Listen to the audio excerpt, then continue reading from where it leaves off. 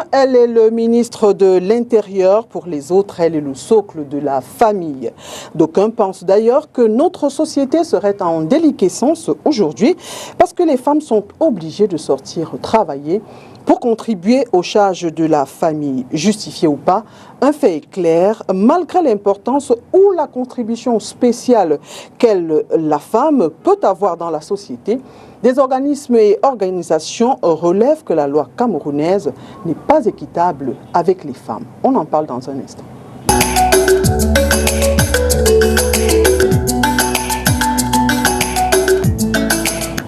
Mesdames et messieurs, bienvenue. L'émission C'est tout droit. Le programme se propose d'apporter des réponses aux questions de société à travers le regard des hommes de loi. Vous l'avez compris, aujourd'hui nous parlons de la loi camerounaise et des femmes. Alors, est-elle équitable, elle, la loi camerounaise, équitable envers les femmes? Pour nous éclairer, je reçois sur ce plateau Sylvie Ekobel, les juristes. Sylvie, bonjour et merci d'avoir accepté notre Bonjour, c'est moi qui vous remercie. Alors, mesdames et messieurs, pour planter le décor, je vous propose de regarder cet élément et nous revenons juste après. Je pense que la loi camerounaise n'est pas juste avec les femmes parce que il y a beaucoup de restrictions à ce niveau. Il y a beaucoup de restrictions. L'homme, déjà, qui est désigné par la loi comme chef de famille, alors que nous savons tous que, en effet, c'est la femme qui gère le foyer. Je vais prendre un exemple simple, la rentrée scolaire. Quand l'homme a donné l'argent de la pension et il s'en fout. Pourtant, c'est la femme qui gère, je vais dire tout pratiquement. Donc, je pense que la loi devait, la justice devrait revoir un peu la place de la femme au sein de la société. La loi est équitable avec les femmes parce qu'il y a quand même beaucoup de femmes aujourd'hui qui sortent. Il y a beaucoup de femmes qui sortent et qu'on n'est pas trop exigeant. Mais du coup, peut-être ici chez nous, on a toujours tendance à dire que les femmes ne peuvent pas faire ceci. J'ai trouvé des femmes Ben Skinner, des femmes taximans, des femmes motoman, de travail. La loi n'interdit pas ça. Et moi, je pense que non, la loi, du côté là. Mais juste il faut que la loi met un peu plus...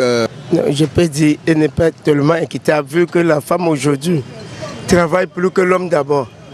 Vu que la femme, l'homme de fois est couché, la femme est déjà pour se débrouiller. Vous voyez que, comme le Bayam Salam, si vous regardez beaucoup, les archives qu'on porte, tout, c'est les femmes. Oui. Bien sûr, puisqu'elle accorde beaucoup de privilèges aux femmes, les droits de la femme sont respectés pour la plus grande majorité. La loi essaye autant que possible de favoriser la femme qui se trouve être le sexe faible, comme on le dit particulièrement. Donc il y a les droits de la femme, des journées consacrées également pour elle. Donc je crois pour ma part que le droit quand même essaye de faire en sorte que la femme soit épanouie. Ah oui, d'après moi, je crois que la loi est équitable avec nous et juste également parce qu'elle pense à nous. Nous avons quand même des journées spéciales pour les femmes. Et aujourd'hui, si tu as des problèmes avec ton mari, tu peux aller au service social, on s'occupe de toi facilement. Au tribunal, même le divorce, on s'occupe plus de la femme que des hommes.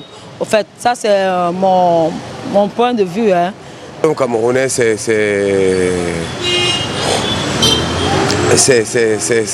donner la chance à ceux qui méritent.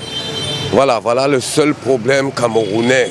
Le Cameroun souffre beaucoup en ce qui concerne l'emploi. Donner la chance à celui qui mérite,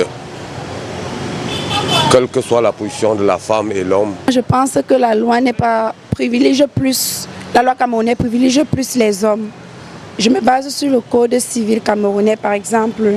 Lorsqu'on parle du couple, les hommes sont plus privilégiés que les femmes. On dit que l'homme reste le chef de famille. Et même en termes d'infidélité, pour la femme, n'est pas... Comment dire? La femme est plus... il y a plus de restrictions en ce qui concerne la femme. Alors que du côté de l'homme, il y a plus de privilèges. Ça, c'est mon point. Alors, on a bien écouté l'avis des Doualais. Heureusement que ce sont des hommes et des femmes qui ont intervenu là. Tout à fait. Alors, dites-nous, pendant que certains hommes disent que ce n'est pas équitable, justement, ce sont les femmes là pour qui on s'arrête aujourd'hui, qui disent que non, tout va bien. Est-ce que vous comprenez cela? Je pense juste qu'il y a une question de méconnaissance de leurs droits, en fait. Ce que je voulais dire, c'est que le législateur camerounais, le Cameroun, a signé et ratifié un certain nombre de traités et accords internationaux qui prônent l'égalité des droits, l'égalité des sexes. On va parler de la Déclaration universelle des droits de l'homme, de la Convention pour l'élimination de toutes les violences faites à l'égard des femmes, du protocole de Maputo et secteur, il y a plusieurs, qui prônent une égalité stricte entre les droits des femmes et les droits des hommes. Il est bien vrai qu'au Cameroun, on remarque une légère avancée au niveau de cette égalité, mais beaucoup de choses restent à faire. Et c'est la raison pour laquelle il est important chaque fois de revenir et de mettre en exergue certaines lacunes qu'on peut constater dans nos différents codes, que ce soit le code du travail, le code civil. Il est important qu'on attire l'attention du législateur en disant qu'il y a encore beaucoup de choses qui restent à faire. Les femmes, jusqu'à présent, leurs droits restent encore, elles sont encore vulnérables, leurs droits ne sont pas suffisamment protégés. On vit dans une société où les discriminations à l'égard des femmes sont extrêmement criardes. Alors, je sais, dans mon parler des célébrations, est-ce que on devrait mettre cela ou pas dans le respect de leurs droits, les célébrations des journées à elles consacrées? Non, la célébration des journées internationales des droits des femmes, pour moi, ici au Cameroun, c'est juste un folklore. En fait, parce qu'on ne peut pas consacrer une seule journée aux droits des femmes et pourtant que tout le restant, 365 jours de l'année ou 364 jours de l'année, les femmes sont victimes des violences conjugales, sont victimes des violences psychologiques. Les femmes meurent à tout coin de rue, entre guillemets. Il y a le phénomène de féminicide qui prend de plus en plus de l'ampleur sans que les autorités ne puissent vraiment faire mener des combats, parce que si vous regardez dans les journaux télévisés, il ne se passe pas un mois sans qu'on ne recense des cas de féminicide. Ça devient vraiment inquiétant dans notre société. Moi, je pense qu'il y a beaucoup de choses qui restent à faire. Il y a des femmes qui sont expulsées du domicile conjugal sans savoir où est-ce qu'elles vont aller, juste parce que le mari et le chef de la famille se retrouvent à la rue, parce qu'elles ne savent pas effectivement qu'elles ont des droits, qu'elles ne peuvent pas être expulsées de cette façon. Il y a des femmes qui sont expropriées de leur propriété. Il y a des femmes qui n'arrivent pas à hériter après le décès de leur mari. Il y a des femmes qui se retrouvent à la rue après le divorce, ou bien en cas de décès de ce dernier, parce qu'effectivement, il y a déjà une méconnaissance des droits, mais en réalité, ces quelques droits qui sont recensés dans le code civil ne sont pas vulgarisés. Ce qui fait que plusieurs femmes ne savent pas qu'effectivement, on peut saisir une justice lorsqu'on a été abandonné par le géniteur de son enfant. On peut demander le paiement du pension alimentaire. On peut effectivement demander la séparation du corps, ou bien demander le divorce lorsqu'on vit des violences physiques et psychologiques de la part de son époux. Mais également, on peut demander à rester dans le domicile conjugal lorsque votre mari sollicite de vous expulser du domicile conjugal. Parce qu'il faut dire que l'expulsion du domicile conjugal au Cameroun, d'après le code civil, est encadré. On se lève pas un bon matin et puis on met les affaires de son épouse dehors, ou la belle famille vient vous foutre à l'extérieur. Donc je pense qu'il y a une question de vulgarisation des droits. Mais en réalité, dans notre société, dans notre contexte, les droits des femmes, au niveau de l'égalité, il reste beaucoup de choses à faire. En tout cas, nous sommes là pour cela également. Alors, dans cette émission, nous allons nous arrêter sur quelques points majeurs de la vie de la femme, ce que dit ou pas la loi camerounaise. On va commencer par l'éducation. Est-ce que, du moins, ici on peut dire que tout va bien, on voit qu'il y a des petits garçons et des petites filles qui vont à l'école, tout ça va. Côté éducation, on peut quand même dire que c'est équitable. Côté éducation, on peut dire qu'il y a une légère équitabilité, mais il faut dire que dans d'autres contrées, en fait, dans d'autres régions au Cameroun, on voit encore le phénomène où les jeunes filles sont amenées à mariage très tôt. Et puis, il faut dire que même dans notre code civil, il y a une forme de discrimination, parce que vous allez voir que même au niveau de l'âge du mariage, on va voir que le garçon, il va en mariage à l'âge de 18 ans, la fille va à l'âge du mariage. On autorise à aller en mariage à l'âge de 15 ans. Entre guillemets. Vous voyez que lorsqu'on demande à une fille, on autorise une jeune fille d'aller en mariage à 15 ans, elle n'a pas tout le temps de faire normalement, de poursuivre normalement ses études. C'est celle-là qui va devenir, entre guillemets, une boniche, qui ne va pas pouvoir s'assumer déjà, mais qui va être là juste comme un faire-valoir au sein du couple. Moi, je pense qu'on devait revoir sur cet aspect au niveau de l'égalité, au niveau des âges pour aller en mariage. On devait revoir, on devait permettre qu'on puisse aller en mariage à l'âge de la majorité. Ça permet à chaque personne de savoir effectivement qu'on s'engage dans quelque chose de sérieux et qu'on a la pleine conscience des responsabilités qui vont avec. On ne peut pas permettre à une jeune fille d'aller en mariage à 15 ans et pourtant qu'on permet aux garçons d'aller à 18 ans. Ça laisse quand même à ce dernier le temps de se préparer. Et puis j'aimerais interpeller en disant que il est bien vrai que dans notre code pénal, ici on punit sévèrement, ici là l'excision, le mariage forcé, le mariage précoce, mais ce qu'on constate sur le terrain, c'est qu'il y a encore des coutumes qui sont assez réticentes. Vous allez voir dans certaines régions, les jeunes filles sont amenées de force, elles sont contraintes à se marier et pourtant qu'effectivement elles devraient normalement se retrouver dans un banc, que de se retrouver dans un banc d'école entre guillemets, que de se retrouver derrière un fourneau dans un foyer. Je pense que c'est assez déplorable. D'accord, surtout qu'à 15 ans, il faut dire que le corps de la n'est pas encore constitué. C'est la raison pour laquelle je vais embrayer juste, c'est la raison pour laquelle vous allez retrouver ces jeunes filles qui, dès lors qu'elles sont mariées de force, souvent par des personnes très âgées, il ne faut pas qu'on se le mente, quelques années plus tard, elles portent des grossesses et puis il y a le phénomène des fistules. Parce que lorsque votre corps n'est pas suffisamment préparé, lorsque vous allez en mariage à 10-15 ans, normalement, vous allez avoir un certain nombre de conséquences sur le plan génital et autres. Oui. Voilà. Oui, il n'y a pas que les fistules, il y a aussi le cancer du col de l'utérus, parce que lorsqu'il est brusqué très tôt, il y a des conséquences après. Alors, justement, on a déjà parlé de ces cultures-là où on estime qu'envoyer la petite fille à l'école, c'est une perte de temps et d'argent parce qu'elle est appelée à se marier. Parlons donc du travail à présent. Que dit déjà la loi camerounaise lorsqu'on parle de mariage? Est-ce qu'il y a une discrimination quelque part selon vous? En réalité, le code du travail de 1992, en réalité, sur certaines dispositions, ne fait pas de discrimination, surtout au niveau de l'embauche. Mais le problème, c'est que c'est au niveau de la pratique, en fait. Parce que vous allez voir qu'il y a certains postes de responsabilité qu'on ne donne pas aux femmes. Il y a des femmes qui ne peuvent pas atteindre un certain nombre de responsabilités lorsqu'elles sont dans une entreprise. Vous allez voir qu'il y a une disparité même au niveau salarial.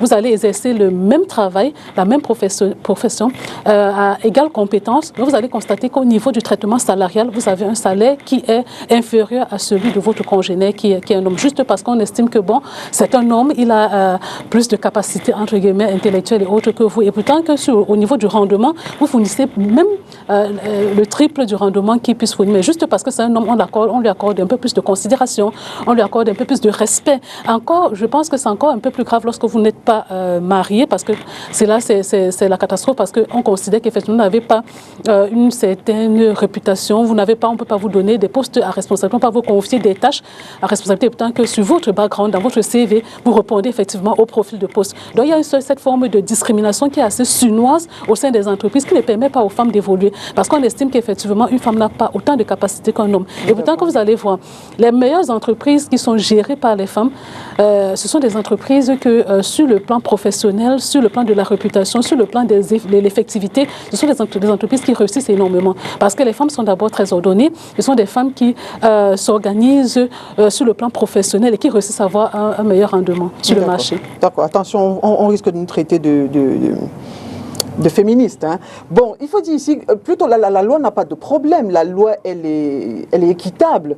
Donc peut-être ce serait aux employés de dénoncer ces cas-là. Parce que si la loi n'a pas de problème, c'est dans l'effectivité sur le terrain, je pense que c'est... Tout à fait, parce qu'effectivement, il n'y a pas de discrimination sur le plan pratique en fait, dans ce domaine. Mais le problème, c'est au niveau de la vulgarisation. Parce que plusieurs personnes ne savent pas qu'effectivement, on doit traiter les salariés de façon équitable. Parce que la loi, on ne divulgue pas effectivement les tests de loi, les codes civiques qui permettent à chaque citoyen de savoir effectivement quels sont mes droits, quels sont mes devoirs, qu'est-ce que je dois faire et qu'est-ce que je ne dois pas faire. D'accord. Mais tout à l'heure, vous avez parlé des femmes qui ne sont pas des postes de décision ou de direction. Est-ce que quelque part, il ne faut pas dire que les femmes elles-mêmes se tirent parfois des balles dans le pied? Parce que parfois, il faut postuler, parfois, c'est juste c'est un poste ouvert. Mais les femmes, elles n'y vont pas. Il y a même des femmes à qui on propose, elles disent « Ah, est-ce que je pourrais ?» Est-ce que là, on ne va pas dire que la faute aussi aux femmes? La faute revient, je vais dire que la faute est un peu partagée parce qu'effectivement, il y a une déconstruction, il y a une construction mentale qui fait croire à certaines femmes qu'effectivement, on ne peut réussir que si on se prostitue, en quelque guillemets. Vous allez voir que la majorité des femmes qui ont un poste de pouvoir, on a toute tendance à ne pas célébrer les efforts qu'elles ont fait pour pouvoir être peut-être une femme avocate, une femme médecin, une femme autre. On a toujours l'impression qu'elles ont été propulsées à ce poste parce que peut-être elles sont la compagne de telle. Mais peut-être c'est juste une impression. Peut-être qu'on se trompe aussi. Justement, c'est justement la raison pour laquelle ces femmes-là gagneraient avec ce type d'émission et d'autres de montrer qu'effectivement une femme peut réussir sans avoir besoin d'avoir un soutien et autres. Nous avons autant de capacités de réussir, de gérer les postes de responsabilité, des portefeuilles professionnels sans qu'on ait besoin d'être assisté, d'être positionné et autres. Bon, je pense que la femme devrait aussi arrêter de penser que l'autre femme en face est forcément son adversaire. Parce que je prends un exemple, parfois quand on dit à une femme d'aller chez un médecin, elle dit « Ah, si c'est une femme, on aura des problèmes. » Donc je pense qu'il faut déconstruire peut-être le mindset déjà des femmes et pour ne plus trop voir aussi cette inégalité-là. Parlons mariage à présent. Le législateur dit que le mari est le chef de la famille. Est-ce que ce n'est pas normal? J'ai envie de dire, c'est une organisation. Et dans chaque organisation, on a besoin d'un leader. Il faut une personne pour diriger. Est-ce que c'est pas un peu normal? Je pense que ce n'est pas du tout normal, en fait. Je m'inscris en faux contre ce type de pensée parce que je pense que le Cameroun, comme je l'ai dit d'entrée de jeu, le Cameroun a ratifié certains accords traités internationaux qui prônent l'égalité des droits, l'égalité des sexes. Ça veut dire que les dispositions, j'ai recensé un certain nombre de dispositions, les dispositions des articles 215, 223, 1421, 1428 et l'article 52, alinéa 3 de l'ordonnance de 1981, qui sont extrêmement discriminatoires vis-à-vis des droits des femmes. Pourquoi est-ce que l'homme est le chef de la famille? Et pourtant que quand on voit dans la société, même encore dans le Vox Populi, on l'a dit, ce sont les femmes qui portent les foyers. Ce sont des femmes qui sont les mamelles nourricières des foyers. Vous allez voir au marché Sandaga, quand vous levez le matin, ce sont des femmes à 5 h du matin, elles sont là. À 2 h. À 2 h du matin, elles sont là. Et la femme réussit à cumuler aussi bien la fonction de vendre peut-être au marché, mais de s'occuper également des enfants, de s'occuper du foyer. Moi, je pense qu'on devrait avoir une égalité stricte à ce niveau. Pourquoi est-ce que quelqu'un qui, entre guillemets, fournit 50%, bien 40% des fonctions dans le foyer va être désigné comme celui qui est le chef de la famille? Et pourtant qu'effectivement, quand on regarde dans la réalité des faits, c'est la femme qui devait être, entre guillemets, pas chef de famille, parce qu'on ne réclame pas ce poste, mais on réclame une égalité, on réclame le respect de nos droits, le respect des efforts qu'on fournit.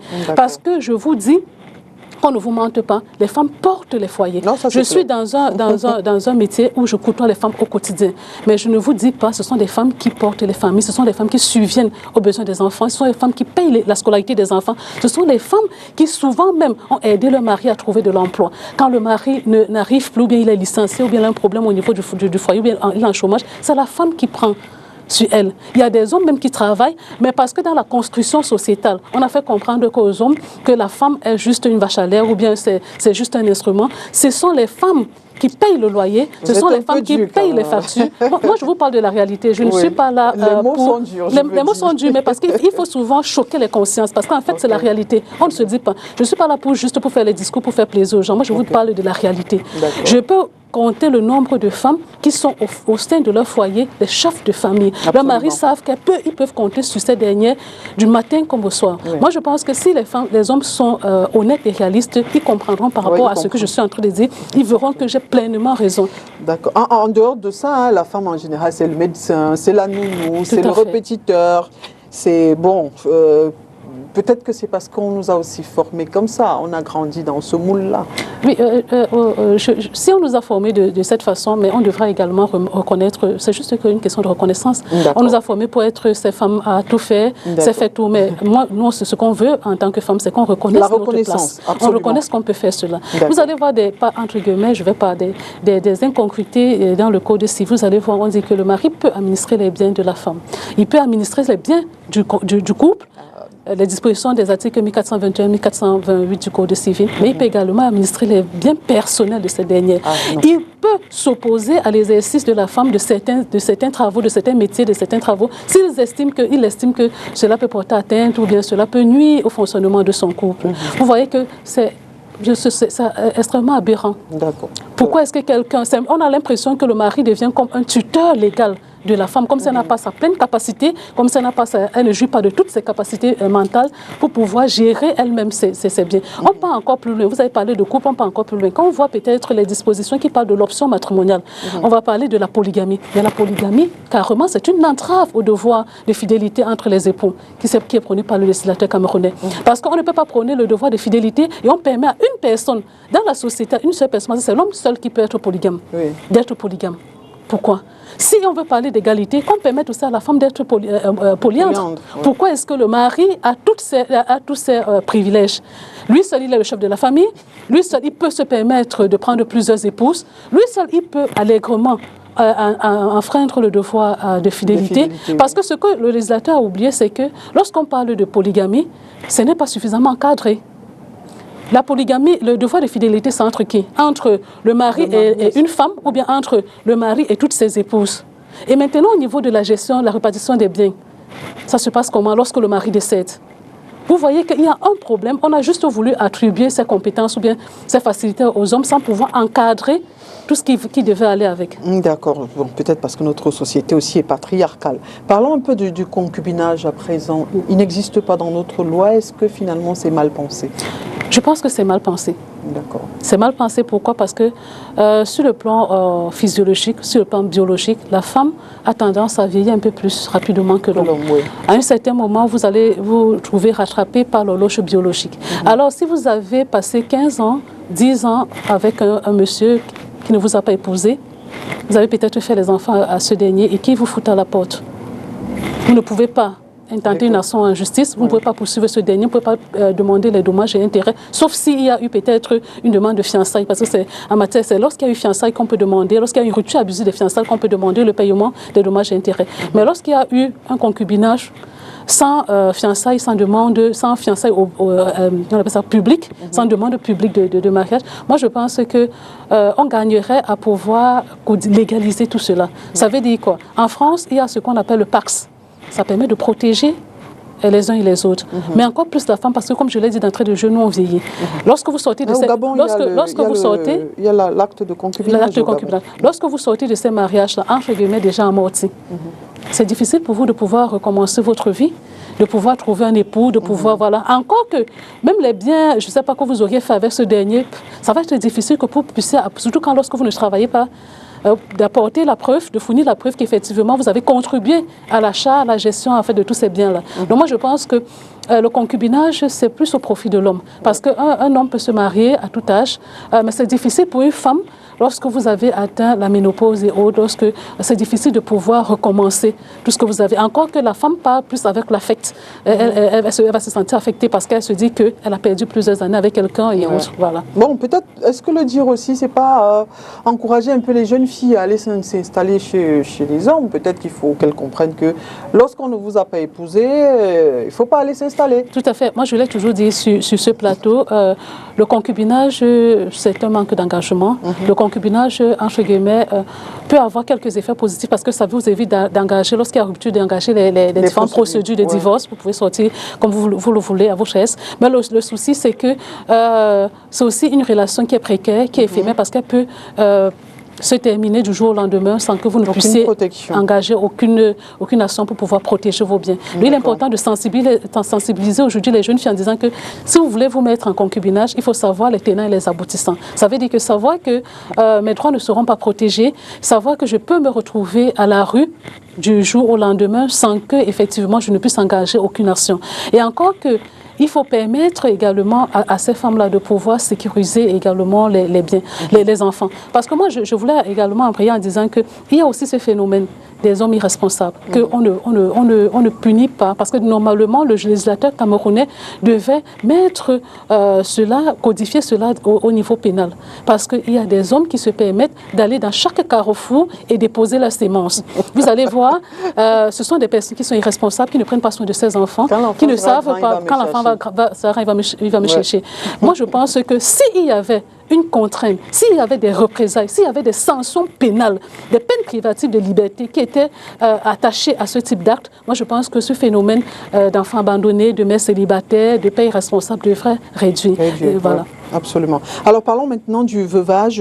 Quels sont les droits de la veuve, surtout lorsqu'on observe les pratiques qui sont faites? Est-ce qu'il y a des dispositions de loi justement pour encadrer le veuvage? Oui, je pense que le législateur camerounais sur ce plan a fait un travail quand même assez remarquable parce que il est bien vrai qu'il y a encore certaines discriminations, bien entendu, que je vais relever, mais la veuve, déjà qu'il faut savoir qu'on n'est que veuve lorsqu'on a été marié légalement. Absolument. Ça revient juste pour dire par rapport au concubinage.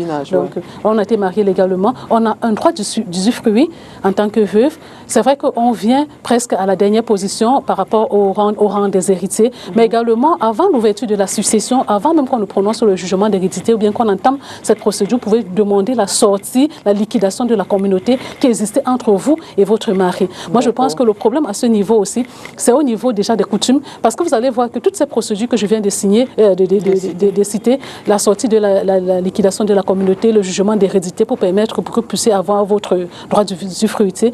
Mais au niveau des hommes, dans notre société, ce n'est pas applicable. On a l'impression qu'un homme qui est veuf, entre guillemets, il a la jouissance pleine des biens de sa femme sans avoir besoin de passer par ces procédures parce qu'on estime qu'effectivement ce sont ces biens qu'il a achetés avec, en fait, entre guillemets. Mais la femme a besoin, pour qu'elle puisse avoir ses droits d'entrée, de saisir une juridiction pour qu'on puisse prononcer un jugement d'hérédité et autres. Moi, ce que je voudrais dire, c'est que dans notre société, il y a encore plusieurs veuves qui sont spoliées des biens de leur époux. Ce sont des veuves qui sont expulsées du domicile conjugal, soit par la belle famille, généralement par la belle famille, parce qu'on estime qu'elle n'a pas fourni d'efforts, le mari est décédé. Donc, et pourtant qu'effectivement... Ce n'est pas accusé de la voiture. Voilà, ce n'est pas accusé de la voiture, comme vous le relevez. Et pourtant qu'effectivement, une veuve a des droits dans le patrimoine qu'elle a construit déjà avec son époux. Elle peut demander la liquidation de la communauté qui existait entre son époux et elle. On partage à part égale. Mais également, elle a des droits au niveau de la part restante, c'est-à-dire d'autres successibles, puisqu'elle est aussi successible. Lorsqu'on regarde la ligne des successibles, elle peut avoir un droit d'usufruit. D'accord. Vous avez embrayé une fois sur la succession. Hein. On le voit tous les jours dans la société. Donc je pense que là, il faut juste sensibiliser les femmes sur ce droit-là, ces droits-là qu'elles ont pour qu'elles ne se fassent plus jeter dehors. Oui, moi je pense que la sensibilisation doit se faire à tout sens, dans tous les sens en fait. On doit sensibiliser également les femmes, mais on doit également sensibiliser les hommes parce que la société ne se construit pas uniquement avec les femmes. Merci encore Sylvie Ekobe pour toutes ces informations. Mesdames et messieurs, merci à vous d'avoir été des nôtres. N'oubliez surtout pas, nul n'est au-dessus de la loi et nul n'est censé ignorer la loi. À très bientôt.